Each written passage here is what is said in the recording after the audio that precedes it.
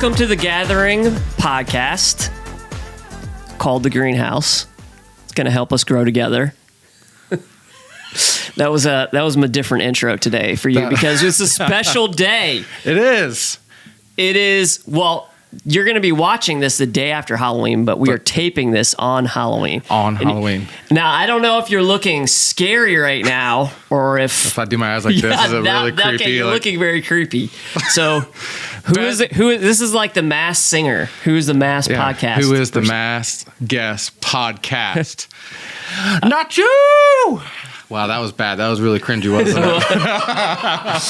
No, my voice cracked. I got like a cough drop in right now. I think the thing that's the most creepy about the mask is just you can't see your mouth moving. Like it's outlined where you can see your mouth. You just see like mustache or yeah. That's really creepy. But anyways, I'm going to take this off because it is hot. So here's the big reveal. Oh, it's Andrew. It's Andrew. Best movie ever, by the way, especially the like youth ministry movie right here. You still got some of it on your beard. There you go. You got it. Got it? Yeah. Let me make sure I look presentable for the podcast. There we go. No, this movie right here is like the go-to lock-in youth ministry movie right there. Nacho Libre. Is it a PG or PG? You still got it on your beard. Right here? There you go. You got it now. Yes, thank you. That's a true friend right there. That's a true friend. Let you know that you got some blue in your mustache. No, it's PG. It is PG. Okay. I remember the day it came out, me and my friend went to go see it, and I think we were the only ones like over 12 there, just like dying laughing in the movie theater. It was great. It was great. So if you haven't seen Nacho Libre, go see it. Yeah. And John is not here today, but we have a stand-in who's probably going to give as much input into our conversation today as John might. Since it's our Halloween edition of the podcast, we're going to be talking about death to life, right? Yes. I like that. Well, that's we're not going to go into that yet. We're going to leave a little cliffhanger what that means. I thought you were just going to leave it. We're going to talk about death. We're going to talk about death. We're just going to talk about death today. Well, I mean, you got to finish it because it is about death and life. So. It is true. It is true. And we're not talking about abortion again. Good. But you brought something for us today. So I did. I'll let you run with that. Yeah, so it's Halloween. So I thought maybe we could do like, what's your favorite Halloween candy? Like as a kid, like what was the one like Halloween candy you were looking for, and what was your least favorite? Like that house that had something to you, like, oh. Yeah, right. So what was your favorite, Steve? My favorite was I like Snickers a lot. Probably. I think that might have been like my favorite that I would have gotten back then. Yeah. I think now I'm more of like the Reese's kind of person. I like those back then too. Yeah. Maybe, I don't remember when I was little, the like small packages of Reese's Pieces. I think they had, but I don't know if that's a new thing or not, but I don't ever remember those till like a little more recently. Like the actual like fun size. The fun size Reese's Pieces. I would say that probably would have been my favorite, but I don't ever remember getting those. Yeah, I remember, I know them now, but I don't remember getting those as a kid either. Yeah. So your favorite, you like Snickers, you like Reese's. Yeah. So I would say like, I think. And maybe Twizzlers. Twizzlers would be up there too. Oh, so you're a Twizzlers guy, not Red Vine. Yeah. No, but I brought in some too. I see you brought some candy in. But you know what I noticed after looking through the Halloween candy? Reese's. What is this? This has got a green Reese on it? Reese's go. Look how many different Reese's. Just in like, there's more than this too, because I think there's there might be a Witch's Brew, I believe, because there's a Witch's Brew Kit Kat here. But I was gonna show. There's 4. Like Reese's goes all out for Halloween candy. Well, you even get the pumpkins in bigger sizes too. Yeah. So they make that bigger so this sizes. Is small, and there's a bigger. I don't even have. Well, I do. Actually, I do have. Here's 5 different Reese's. Like they're manufacturing just Reese's. Yeah, like, right. There's like, all different kinds here. You know, this is the miniature with the, like, what do you think about this? Is this like cheap if you give this out? Is this one you think costs more? I think it might. Like, even though it's probably the same thing. Exactly the same thing, but 2 different types of packaging. I'm just saying, by far, Reese's has the most diversity in Halloween candy. It does. You know what It I does. mean? I would But- say it's the king of candy. Oh yeah, because if you look at like Twizzlers has a couple different kinds out there, but Yeah. they don't do any. I didn't see any like marketing for Halloween. No Kit Kat Halloween has specific. Some extra ones. Skittles did not, Are these the same company? I'm guessing they are. as Reese's. Yeah. So this Reese's is Maybe. Hershey's. Is that Hershey's? Yes. Yeah. Okay. So I imagine Hershey's probably does a lot of the Halloween stuff, but Yeah. for me, Skittles is the Skittles will even tell us it's just well, not, is not for retail. Skittles has that the zombie Skittles. Have you ever seen those? Oh yeah, That yeah. actually like have like some that Yes. tastes bad. Oh really? No, I didn't Isn't know that right? I never tried them. Like I think. Okay. I remember last year they came out with someone like they were making their kids try it, and like the Yeah. kids were like almost throwing up. I'm like, I don't know if that's a great idea to get people to want to try your product again. Does Skittles have the best commercials though? Like They do. there's one out right now that is hilarious. Like there are people, I don't know where they were, but they were talking about like, I think that like Reese's is spying on us, or no, like Skittles are spying on us. And then they just drop down from the ceiling and they have like Skittles gear on and like a microphone. I haven't seen that one. I haven't seen that one. That's awesome though. Yeah. So some of my favorite. This right here is one of my favorites. I love Butterfingers. Okay.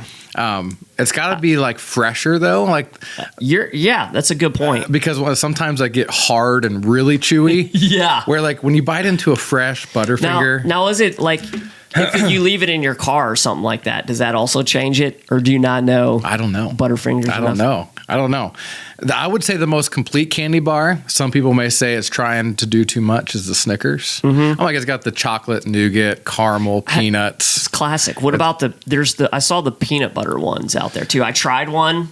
Wasn't a huge fan. I wasn't a huge fan because I didn't like the texture of the peanut butter as much as the caramel texture in it. I'm with you. But then the ultimate favorite is Reese's. Now, let me ask you, as a kid, did anyone ever hand out these size candy bars? Oh yeah, that was like the best house ever. If you Anytime, ran into like- someone who's doing that. They were like legends of the neighborhood. Yeah.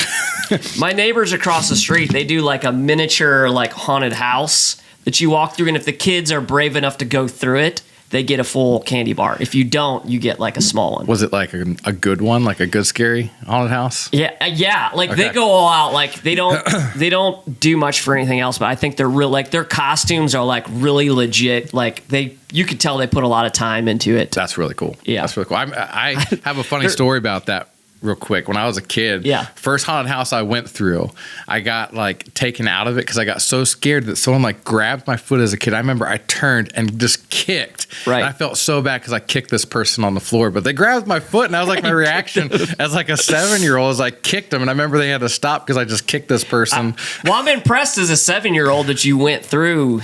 You know, you Well, did haunted stuff. It was like the school one. Like I remember like our Those elementary are the school one. worst. They Oh, are like pretty no, bad. from your school or Yes. not a haunted schoolhouse because they Right. have a lot of those around too. where- Yeah, there's actually a big one in Cincinnati, but yeah, it was just like our elementary school. Okay, so that's different. I was thinking, oh man, you went to a haunted schoolhouse one. Like, Not a I would have 7. been losing my mind as a little kid. So, do we have a plan to try any of this, or do we have some questions, or what are you thinking we're gonna do? I'm all for trying. I want to try this. Yeah, like, let's- what's the difference? Like, this is a green colored. I say this is what I say. Let's try that one. Let's try the regular Reese's right afterwards. Okay. And then let's try a pumpkin Reese's, and then we'll just kind of determine Which one. which one. So maybe can you break it in half? Yeah, I will. Okay. Or as close as Oh, you that can. broke. Look at that. Perfect bre- break down the middle. Yeah, but mine was not. I'm gonna take the one. It's got a big thumbprint. Did you in ever- where my thumb was? So I'm as- gonna give you this side. Did you ever, as kids, like when you're sharing something, one person had to split and the other one got a pick? No, We had that's a a rule. good idea though. We had a rule with my siblings. Like if you split something, That's the a really- person that split it, the other person got a pick. So that way, the person splitting it. No, that's a really good idea. This is a dad hack here. Yes, it is. Okay. All right, here we go. Try which one are we? The Regular. The regular. Okay. All right, here we go. Very good. It's can't- fresh. It is. It's really fresh. I feel like that one's like one of the freshest Reese's I've Mm-hmm. ever had. Really good. I think the biggest difference between all these Reese's is always the ratio of chocolate to Yeah. peanut butter. So one thing I did notice about this one, I don't know if this has anything to do with it, but like look at the like the outline of the packaging, like it's still perfect around there. When I opened it up, it was like still kind of sealed to the outside. That's how you know it's I good. don't know if that means it's fresher or not. Have you ever opened a Reese's and it had like kind of like that, almost like not grayish look to the top, but it was drying out. It was that old. Yeah. Like the top was like starting to dry and you bite it. You still eat it Yeah, though. Especially I like my favorite, like the Easter egg ones. So those usually get like that. I think the Reese eggs is the best Reese in my opinion. We did David and I did try these earlier, but I just wanted to point out it says green colored cream. We talked about that before. And so it's not a chocolate, it's calling it a cream. So this has got to be different then. You would think. All right. We don't know. We're going to dig it. Yeah. Boom. Okay. Right off the bat, not as fresh. Mm-mm. It is a little bit different though. Mm-hmm. A little bit creamier in the chocolate, but also a little bit sweeter chocolate too. I don't know how to describe it. It's a different flavor. It is different. It takes a little like a marshmallowy taste. Yes. You get that? I don't think it. I honestly don't think it plays as well. It reminds me of a different candy, but the candy's not coming to mind right now. Now this one, when I open it, this one has a little bit of that. What you're talking about, the off-colored. Yeah. These other two, like you can just see if we compare. You can't really see what we're doing, but if you compare the two, one is clearly looks a little more hazy. Yeah. Well, which is crazy because this is a pumpkin, so it's not like. Well, was it a pumpkin from this year? You never know. Well, that's the thing is, did they keep their kids' candy from last year and just give it out? You start seeing these in August. I'll let you pull off a chunk there. Oh wow, I took a big chunk, lot. and it also broke like kind of crumbly, and it feels like stickier. It does. So let's see. Let's see.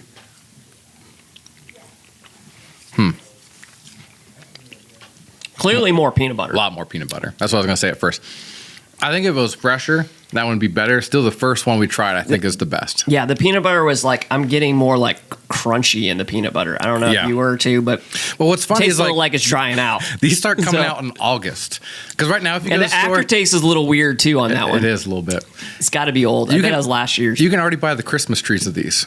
I was at Sam's the other day, and you can already buy like big boxes of Reese Christmas trees. I'm like, that's like over like 2 months away at this point. Yeah. So there's our Halloween stuff. But I know that you had a few questions. I wanted to say something though before we move on. So something weird happened to me last night. Oh man, I like stories that start that way. Sitting at home, put the kids to bed, and it was getting really cold last night. And I went out on my porch and like took the light out of the pumpkin because I didn't want it to go all night. Yeah. And then I'm like, what the heck? There's like some bags on my front porch. Someone had like DoorDashed a bunch of food and was sitting on my porch. And like, I want, like, is someone going to be looking for this? And I pick it up and it had been like, I don't know if it's delivered or ordered, but it said like 6:45. This was like 8:45 when I was out there. So I'm like, 2 hours after they probably ordered it or maybe more. And I was like, wondering if someone would come, so I put it in my fridge for a while, and no one came. So it was Five Guys. Like, good burger. Yeah, like 3 burgers from Five Guys and a fries, and then there was like a whole thing, like 2 meals from like a Mediterranean place. That's probably like $80 worth of food. That's what I thought from DoorDash. Do you DoorDash much? I used to, but not anymore. Yeah, that's what I thought. I'm like, man, someone is definitely missing this because like Five Guys alone, it's really expensive. A burger itself, I think, is $12 now. So there's 3 burgers. And a full thing of fries. And that's probably like $6 for the fries. So, at least. I mean, it could be $8 or $9. And then plus whatever DoorDash delivery is. So, no one in your house ordered it. No one in our house ordered it. Believe me, we're not ordering DoorDash, and definitely not that much. I'll say we got a family of 3. I am DoorDash. Yeah, exactly. So like, you want something? You want something? I'll run the McDonald's. We don't live that far. Honestly, we don't live that far. No. So that was a little bonus. That's funny. So did you bring the cheeseburgers for lunch today? No, I actually brought the Mediterranean thing because I'm like, oh, that might go bad. My kid, but Harper was super because they heard us bring it in because I was talking about it, and then we actually I reheated up some of the fries last night too. Okay. So they were like getting very jealous because they were supposed to be going to sleep. Listen, Five Guys fries, I will say, is some of the best fries. Have you ever had the Cajun ones there with the Cajun seasoning? So what would you have done? Would you have eaten it too? Oh yeah. I mean, you don't want it to go to waste. I waited I mean, that was 2 hours already. It was that already been person- 2 hours, and then I waited a little bit longer because I'm like, just in case. I mean, Whoever ordered it had already probably like settled up a different way. yeah. But would they? I mean, you'd have to wait. You'd probably waited a long time, and then you'd maybe have to contact DoorDash to let them know, and they'd have to reorder for you, or would you just go to Plan B and be like, I'm gonna go ahead and just go to Five Don't you Guys. normally get like a notification like, hey, your order's here with a picture of it, possibly? Because I Is usually that true, Matt? Yes. Okay. Because I remember we did it once because someone gave us a DoorDash gift card, and I remember it was funny because some lady dropped it, took a picture, and I was sent a picture of our food sitting on our front step. So they'll probably figure it out because there was a bunch of pumpkins on our front porch. They could put 2 and 2 They're together. probably like, that's. But I I wonder if didn't it was know a where neighbor. there was no information on it saying where it was to be delivered. It was just the order from Five Guys. It's a Halloween miracle. So, a Five Guys burger Yeah, here we go. Matt's got the price. starts at $10.50. $10. And so there's 3 of those. Yeah. Plus, how much is a large fry? A large fry Which, shout out to Five Guys fries are the best. is They going are. to be $8. Okay, so there's probably at least $40 right there. Yeah. More than that with delivery and tip. Yeah, you're probably looking at after delivery So you're right. tip, probably $60. What are the plus, chances? Plus the other 2 meals too, the Mediterranean. What are the chances that and a side someone of hummus. sent that to you? Like, what if someone was like, we want to give the news those dinner I mean, tonight. they We're should gonna have texted me to give me a heads up. I did think about that for a second, but I'm like, that doesn't make any sense. So. Yeah. Anyway, sorry to sidetrack. I just need to It's share a that great story. though. I need to That is a share great story, though. I mean, I would have been happy because I love Five Guys. So, Yeah. All right. So, I got a question. Favorite costume as a kid? Like, thinking back, like, what was the one costume that you're like, that was my favorite? Yeah, I think one year my brother was he's quite a bit older than me. He's like 8 years older than me. So Okay. he was like a newspaper delivery boy. So one year I dressed up like, since he had all the stuff, and it had like back then, I don't know if they exist, but there was actual newspaper delivery sack. Yeah. That was, I don't even know how to describe it. Maybe like it went over one shoulder and was like a big Oh, yeah. canvas A like satchel. yeah, kind of like, but it was very large, so it was fantastic for carrying candy. And that was Lots a total of candy. side. So I dressed up like a newspaper boy, and that was probably one of my favorites. That's cool. I always love when your costume can incorporate a big bag Yes. for candy. Yeah. A big bag. So my favorite when I was a kid, I loved Power Rangers. Like I loved the original Power Rangers. And so I had like the full like red Power Ranger costume Yeah. with the mask and the sword and Yeah. stuff like that. I remember I wore that thing like every single day. I loved that thing. And every Yeah. Saturday I'd put it on and go downstairs and watch. I don't know. Little kids Power in Rangers. costumes look so cute. Like Cade had this. He had a lion one, Yeah. but they're always the cutest ones. That are like the kids get like so hot, they start sweating after like 5 minutes being in there. Although that's gonna be cold tonight, so Yeah. those costumes will You come can in wear handy. those. And then he had a dragon one too that was really cool. The twins last year were Snorlax and Pikachu. Okay. But we got those big onesies that like have the hoods and Yeah. are real fuzzy and stuff. So they're the ones that would get real hot, but they're the cutest, man. They're the cutest. All right, last thing on Halloween Yeah. here. We're Halloween both episode. We're both dads here. Yeah. Do you collect the dad tax? So yes, but I don't call it a dad tax. Like my kids actually share pretty well with me. Like they know what candy I like. And Yeah. Harper will be like, "Dad, I got you this candy," and like I'm like, "Shh, don't tell. You don't need to announce that to the world." But she knows that I like the Reese's stuff, so she always Make sure. sets them aside for me. Oh yeah. Yeah. Well, yeah. What's nice right now, like that the twins are 2 years Yeah. Mm-hmm. old, so they don't know what's really going on. Like we did trunk or treat. You guys Right. were there tonight, and they were just like so confused with what was Yeah, like- happening, like looking around, like what's this is going odd. on? But people kept handing them candy, and Yeah. they're like, "This is great." Did your kids were pretty young? Like, were they walking last? No, No, the twins were not. So they were walking. just in their little cart. Yep. So I'm curious. At least the first year, maybe the first 2 years, where they could kind of start to go up to houses. Neither of my kids wanted to. Like they were too scared. Yeah. To go up. So Well, what's funny about Halloween, it goes the complete opposite of what we tell them to do every day. Halloween, it's like go bang on your neighbor's door and ask them for stuff. Any other day, that's what I love about Halloween. You know. any other day you can't. Yeah. But with them, you know, they get all this candy. Well, like, they're not going to eat it. So when they go to bed, I'm definitely snooping through that bag for some candy to collect the dad tax. Yeah. Dad tax, by the way, is, just the candy for the dads. Just like when they get McDonald's on a trip, get some fries, you just put the hand back, the kids know, put the fries in the hand, that's the dad tax right there. Exactly. You hear any rustling of any snacks back there? Like, what do you got back there? I just stick my hand back and Judah put something in my hand. It's great. That's awesome. Oh, man. So I'm excited about tonight, though. It's going to be a little bit cold. It's going to be cold. I'm excited because Judah, he's 5 now. So, like, I think this is going to be the first one he, like, really remembers. Like, he remembers last year. But, like, as you get older, you start to forget things. But I think 5's usually that age where you start really having more vivid memories. And he's excited to try to get every single piece. Like, he told me today, he's like, Dad, how much candy do you think we're going to get tonight? He's like, can we be out all night getting candy? I'm like, I'll walk you around as long as you want to walk. So, we'll see. My kids don't make it very far. They make it like 2 or 3 streets, and I doubt he will too. We'll probably make it down the road. He's gonna get cold and then want to go back. So yeah. And the truth is, I don't want my kids eating all that candy anyway. Yeah, that's why you eat it. Yeah.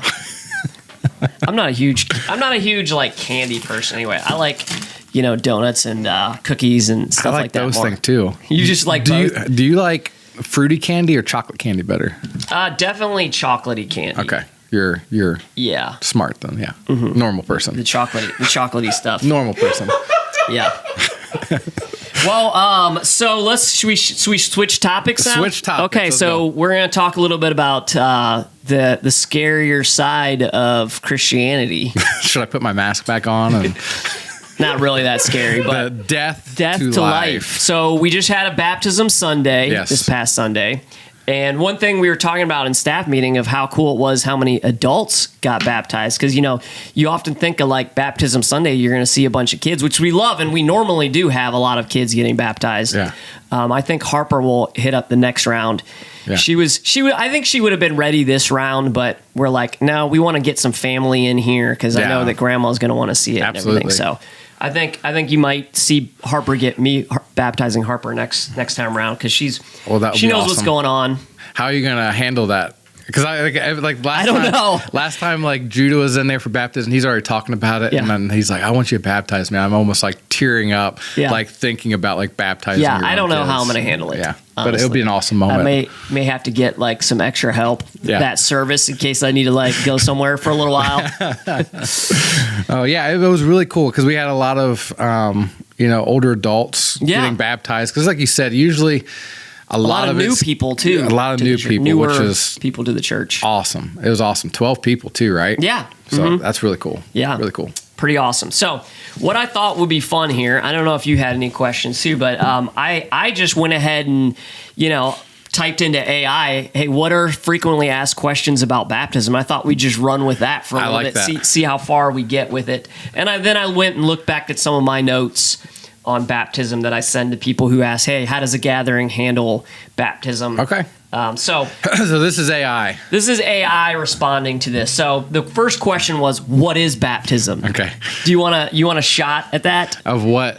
What or do you think AI said? No. What is baptism? And then we can see what AI says. So I would say baptism is an outward expression of an inward change when you decide to follow Jesus. And I always tell teens like it's crossing that line of faith of saying, hey, I want to follow Jesus. It's that expression of you dying to your old self, going into the grave with Jesus, and rising into your new life. Yeah, I think you did a great job explaining that. That aligns well. And you're coming up on.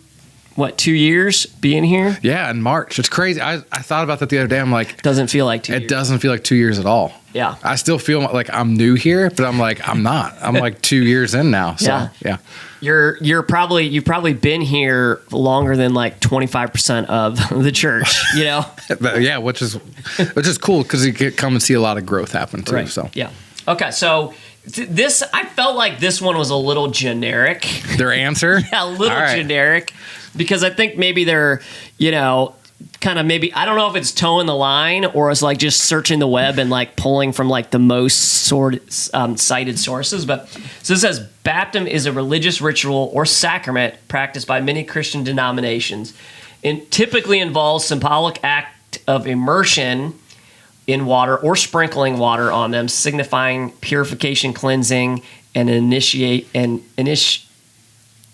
initiation into the Christian faith. Sorry. Okay. So it's not bad, but it's a very generic answer. Yes, very generic. It's like if someone asks you that, like, baptism is a sacrament or religious. Right, exactly. I think I would describe it the exact way that you described it, where it's more personal. Well, I mean, think about some new people in the church. Like you said, we had a lot of new people that haven't been here long, that are new to faith. We start saying things like, well, it's a sacrament. Yeah. Well, what's that? Right. What is even a sacrament? Because it's a very churchy word. That is a very churchy word. Not that people don't know what that is, but if you're new to faith and new to church, that may just start confusing you even more. Like, maybe I'm not ready for this. It could sound like cultish, you know? Yeah. So, that probably would get 100% on a test. Yeah. But it's like when you're in college at Bible school, to where, like, real life, like, the professors want this answer. Right. But then, like, once you get here, it's like, don't say that, say this instead. Okay, so the next question here from What Are the Questions People Ask, why is baptism important? I feel like you just answered this. Yeah. Pretty much you just answered. It's the same kind of concept. The cleansing of like the symbolism of Jesus, and us participating in Jesus' cleansing of our sins. Yeah. That now we can have that restored relationship with God, that we leave the old life behind. That's why it's important. It's a symbolism of that, but it's also, like you said, a sacrament. So what's a sacrament? It's something that we're called to do as Christians. Yeah. Jesus said, make disciples, then baptize them. So it's always like a clear thing, I'm going to have to look to my notes here, but it's like, so Matthew 28:19 through 20, which is go and make disciples of all nations, baptizing in the name of the Father, and Holy Spirit. Yeah. And then goes on on that. But so there's other baptism verses, but that's the one that's cited a lot. Yeah, it always sticks out because, sometimes people try to make it more than what it is, where it is just like, no, it's simple. You follow Jesus and you get baptized. It's just one of those things. So, Okay, so shall we move on here? Yes, sir. So who can be baptized? What are the requirements? That actually, you'll probably get a lot of different answers depending on who you ask that question to. Which I noticed there's a little bit of a theme here when it starts to get into like the tougher questions. Are they like for AI? Answering? I'll tell you. I'll give you a little bit of where it goes here. The eligibility for baptism varies among Christian denominations. Yeah. Could not be any more true. That is true. That is true. There's a lot of variance in baptism. And, some churches, like, in order to actually, like, be a member of the church, you got to get baptized, right? And they're like, oh, if you got baptized for it, don't care. Yeah. Got to get baptized right here. We do it the right way. Literally right here. Well, and there are some denominations that won't recognize other denominations' baptism. They'll be like, well, they don't do it correctly, so you have to do it this way, which, Hey, it gets like... Does that rub you the wrong way at all with that? It doesn't bother me too much. It doesn't bother me. The only reason why it would bother me is, like, again, if you look at from the lens of the outsiders, of people not in the church. Yeah. Looking and be like, well, which one's right? Yeah. They're not getting it together and they're not agreeing on things. Yeah. Like, how do I even know which prescription of Christianity, is the correct one? It's why some of those types of churches have like baptisms that are like off the chart. They're like getting so many baptisms because they require literally there. Yeah. Even like on the spot. Yeah. Sometimes like on the spot. So there's a lot of different rules. I always tell people, read the scripture and ask the Holy Spirit to, speak to you and convict you on what you believe on it. So there's also infant baptism, which I personally have never been a fan of that. Yeah. I did. My previous church I was at was a Methodist church where they do it. But I believe it's like, it's kind of like so at our church, it'd be kind of more similar to our baby or child dedication. Yeah. I feel like it's like that. And then you go through confirmation and you're confirming that faith that the church imparted on you. So I love that symbolism. That's cool. Yeah. But I would just save the baptism For till after later. confirmation. Yeah, why not? Yeah, I've heard I mean, it's what's like I don't as the understand how parents, that's helpful. Like, hey, we're choosing to raise you this way. Yeah. So we're gonna have you baptized, and so again, that's another one of those vary among the denominations of. Do I have a problem with it? No, but if I would have stuck around there, I wouldn't have got my kids baptized as in I would just chose not to. Yeah. Just because, probably somewhat because that's the way I grew up. And I feel like it's more meaningful as an adult. I don't know. I never got baptized as a child, so I'm not sure. Yeah. Sometimes people can see it and say that seems kind of backwards, but but then there's good arguments for both sides and scripture for both sides. Right. So okay, so here we actually addressed this question last week, but can a person be baptized more than once? David answered it. What do you think? What do I think? Can a person be baptized more than once? You know what? This is one that I've actually gone back and forth on myself. But yes, I believe so. That and again, it's one of those varying things. Like, let's talk to that person and see why it is that they want to be baptized again. Once again, this says the acceptability of multiple baptisms also varies between Christian traditions. Go ask your church. Yeah. So it struggled a little with this, but then it gave actually some good information about how other churches do it. Yeah. So, helpful, but that's pretty much what David said is like, hey, we'll baptize you again, but we also understand that like, hey, you don't have to get like if you got baptized as a child and you want to do it again, we're not going to say no. We're going to be totally fine. Yeah. With either way, we're going to let you be the judge of What if all of a sudden it's like, wrong, I think completely different. Actually, David said something completely different. You're fired, Andrew. Yeah, this is really to see like, do we really want to keep Andrew around? Okay, next question. What is the significance of different methods of baptism? So immersion, pouring, sprinkling. I never thought of this question, honestly. I've never thought of what the significance is. But like, I could see how someone from the outside looking in would be like, should I get immersed? Should I get sprinkled? Should I get poured over? Like, is there one that's better than the other? Like, is there one that's right? Is there one that's wrong? Right. Yeah, I mean, I grew up in a denomination where you choose any of those modes. Yeah. Now, it was always immersion. The only time that we suggested those other things if that was not physically possible. Right. That we would say, that's... Which is what we do here, too. That's always the preferred method. And I say preferred is just, just doing it that way. It's symbolism, but yeah. Mm-hmm. Yep. So I would agree with that. We don't have one particular one. I think we prefer to do the full immersion, but if you're like, hey, I'm in a wheelchair, I can't go into the baptism tank. This is not possible for me. Like it's a symbolic gesture. Yeah. So you can do it in other ways. You can go get baptized in the pond out back if you wanted to. I don't know if you'd want to though. It's only 3 feet deep, I hear. So you might have to go out to the middle with like 2 feet of muck and mud underneath of it. Right. Yes. Okay. So the significance is there's not a whole lot of significance. I think that the burial resurrection symbolism is the most powerful. Yeah. And that's probably why I would say I think that's the best. Yes. The thing is, I don't even I can't even think in my mind what the symbolism or significance of the other ones would be. Sprinkling, other than just this is a mode. So could you go out in the rain? If it was a rainy day. Yeah, and just I baptize you in the name of the Father. Just so they all God just do it. Run out into the rain, and there you go. Okay. I saw a meme one time. It was like the youth pastor's baptism numbers were out of control, and then it was like youth pool party, like just him, just like as every kid's just jumping in, just writing down a tally.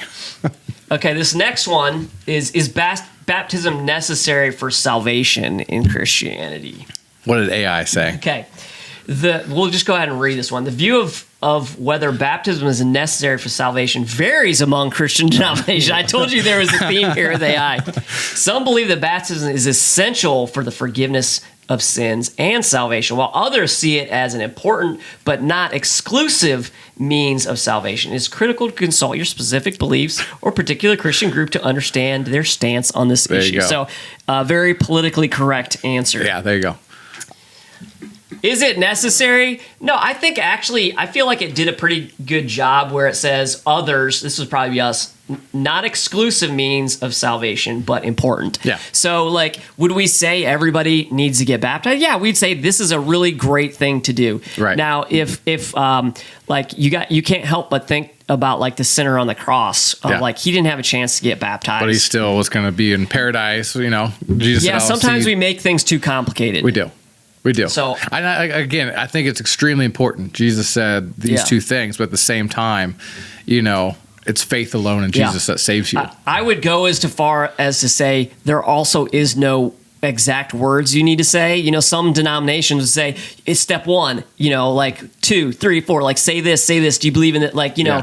like there isn't anywhere in the Bible that necessarily supports that. Right. There's a lot of pieces and parts that we put together from different sections. Well, here's a good especially in question. Romans. Oh, yeah. Yeah. So I got a good question. So, Yeah. and I don't know if this is one of the questions on there, but does baptism have to be a public thing, or can it be a private thing? Yeah. Because every time I read Philip with the Ethiopian, Yes, exactly. that like he was saved there in the chariot, and he's like, hey, there's water right there, let's get baptized. And it was just those two. Right. And so that's always a question I get as well sometimes, is like, well, can't we just like do this privately, because I don't Right. want to get in front of people? I think it's a good thing that there's quite a different sets of baptisms in the Bible that we see. Yeah. Like when he went to the Roman soldier's house. Yeah. And that was almost like, I can't remember that. I'd have to go back and look at it. I should have looked it up, but it was like they baptized him and the whole house was baptized Yeah. along with him. So, Yes. there's a lot of different ways that baptism takes place. So I think that it gives us some of the freedom. So do I think that it has to be public? I think that would be preferred. Yeah. I think it's because like if everything it's an else. outward sign, Yeah. shouldn't you be doing it as an outward sign? Yeah. I do realize that some people may, that may hold them back from getting baptized because they don't want to do it in front of everyone. So I'd say do it in front of your family. Yeah. Like do it, try to figure out a way you can do it where you're publicly saying that. Yeah. I think we'd work with people on it. Yeah. Well, it's just one of those, I think we probably sound like AI too with some of our answers. Yeah. Like we have a preferred one, but it's also not like the end all be all way Right. of doing things too. So Yeah. True. Very true. Seek your personal belief group on their stance on the issue. Okay. Can non-Christians or people from different faiths be baptized in a Christian church? So this one I was like, I feel like it's stretching a little bit on this one, because what non-Christians are gonna be like, I want to go get baptized. Right. So that's not something I think really happens. Yeah. And the other one, people of different varying faiths. Once again, why? Yeah, if you have a strong faith conviction to something else, why would you come have a Christian baptism? Yeah, and I would say, you know what? It's probably a good idea just to wait on this one. Yeah, yeah. Why don't you figure out if this is the right thing for you, and Yeah. then there's no rush Yeah. on baptism. Right. Yeah. Yeah, that's Yeah. an interesting one. That's one I've not been asked before. No, and I don't think it was a stretch. Probably doesn't personally. come up. But these were like, Yeah. you just asked AI, what are typical baptism questions? Yeah, like what are the most frequently asked questions in baptism, just to see what they would say Yeah. there. So once again, this one is kind of like varies among Christian denominations. Some churches baptize individuals from other faiths who wish to, but then it says who wish to convert to Christianity. Who wish to- right? So I So mean, yeah, if you're saying I want to convert to Christianity and I want Jesus as my savior, then yeah. Well, I mean, there's no difference. Someone saying I'm now saying I had nothing and now I'm saying I want to follow Jesus. There's really no difference there. Right. There is no difference There's no there. difference. I think this is overcomplicating it. So I'm going to ask you a question. I'm going to put you on the spot. Okay. All right. Because I think this is a good way of doing this. Someone who gets baptized, what would you tell them is the next step? Yeah, good next step, like those new people. Yeah. Right. So I would, there would probably be, a set of questions that I would ask, like,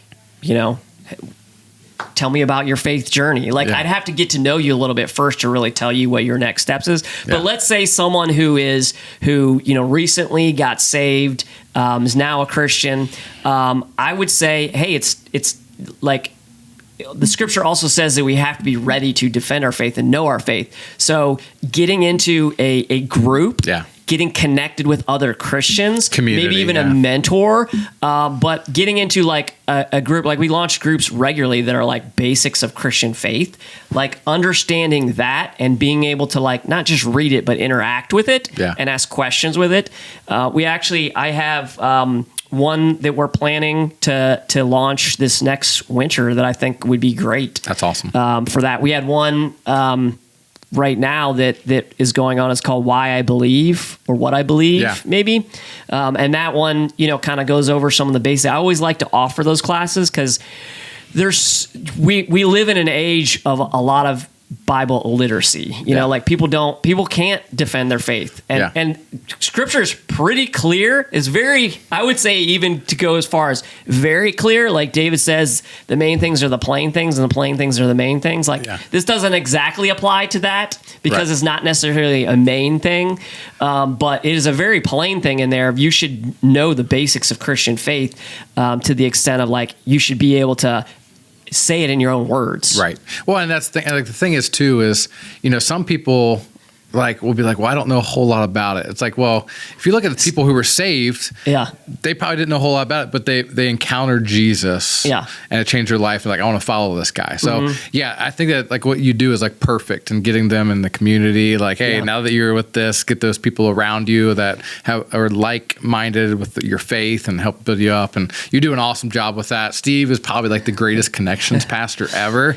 And I think you should write a book on connections, honestly. I feel like there's a lot more I want to do, though. I feel like there's always stuff, but I feel like we do a fairly good job at it here. Groups have gotten better, but we have a ways to go. And I think if you asked anyone, any church, especially when it came to discipleship, it's literally the one thing that's lagging right now. Like church attendance in church-wide across is actually on the uptick.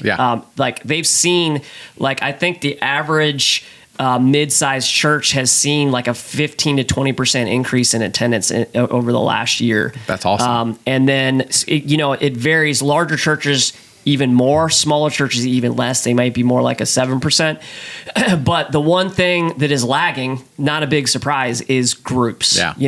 Like that has actually seen a decrease in the last year. It's actually below 50% for the first time in a long time. Well, because you're getting all those new people and churches are growing, and so they're trying to figure out, well, how do we make them feel part of this community, and what do we do? And it's like evolving. Not that discipleship itself changes, but it changes the way, like the styles change, just like anything else, like styles change. What does this look like? How do we get people involved? So every church, I'd imagine, throughout all history is always like, we can do better with this. Just like with everything else, we're all constantly trying to evolve and do better with what God gives us. So thanks.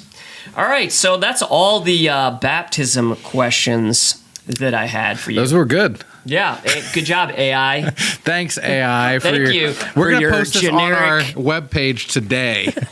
Here's what the Gathering believes. No, our stuff is much better. It is not much AI, better. AI created. It is much better. Well, thanks for spending some time with us today here. We hope you got something out of our spooky Halloween edition, our death to life baptism questions. Yeah. So. And sorry for my cringy nacho at the beginning. Yeah. But we're glad you tuned in. Yes. And this is going to be after the fact already, but if you're out and about, watch out for those trick-or-treaters. Watch out. So you're probably watching this a day after. Enjoy Hopefully your candy as you're watching this, or your kids' candy. Yeah. Save some for them. All right. We will see you later. See you guys. Yep. Bye.